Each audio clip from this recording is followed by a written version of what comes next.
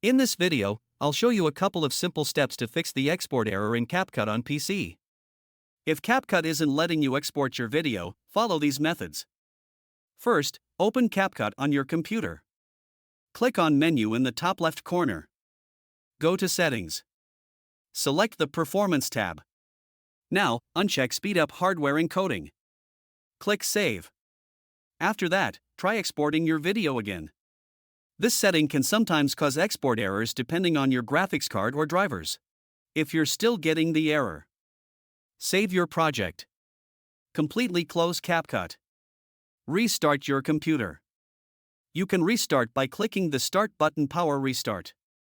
Once your computer turns back on, open CapCut again, load your project, and try exporting.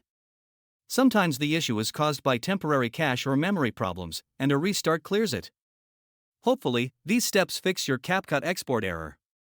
If this guide helped you, consider liking the video and subscribing for more quick editing fixes and tech tutorials.